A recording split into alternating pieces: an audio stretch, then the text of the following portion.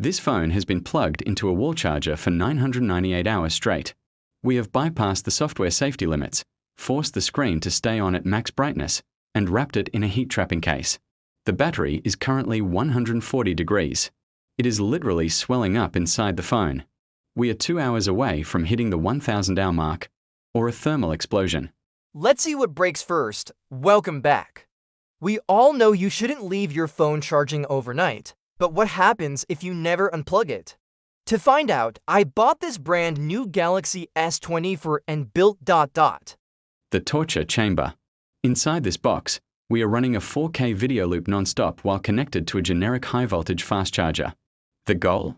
Push the lithium-ion battery to its absolute breaking point. The first 24 hours? Boring. The phone handled it perfectly. But by day 3, our 72, things got weird. The phone started thermal throttling. The screen dimmed itself to try and survive, but I forced the brightness back up. By hour 500, look at this. You can see the seam of the phone opening. The battery inside is filling with gas. This is called pillowing. If I poke this with a needle right now, it would turn into a flamethrower. But we aren't stopping yet. We are 10 minutes away from 1,000 hours. The phone is so hot, I literally cannot touch it. The thermal gun says 160 degrees. Wait. Do you hear that? The screen is starting to flicker green.